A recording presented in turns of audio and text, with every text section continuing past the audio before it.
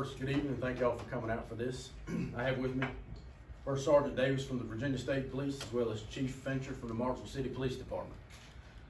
Throughout the afternoon, we've had a lot of media inquiries about the officer-involved shooting that took place earlier today. In order for the community and yourselves to have a full understanding of what took place, we need to go back to March of this year so we can give you a full view of what took place. On March the 2nd of this year, deputies from the Sheriff's Office responded to a shooting that had taken place at 5269 Mitchell Road in Ridgeway, Virginia. Through the course of that investigation, it was determined that Timothy Brian Howell, 43 years of age, had went to 5269 Mitchell Road.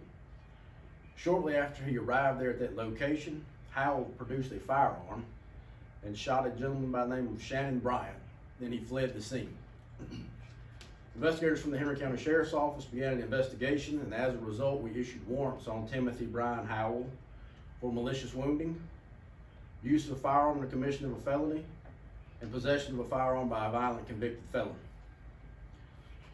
We've been looking for Howell since March the 2nd of this year.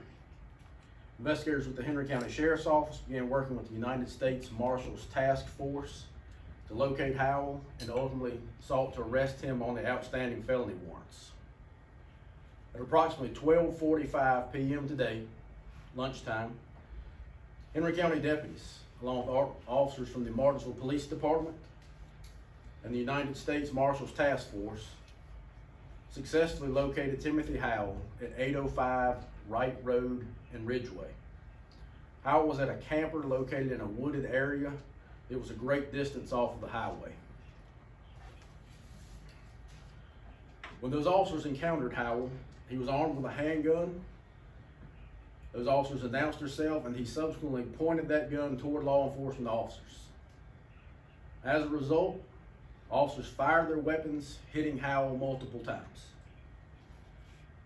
Those officers then immediately began performing life-saving measures on Howell. Timothy Howell was airlifted to a Virginia hospital for treatment of life-threatening injuries. And our most recent update is that Howell is now in stable condition.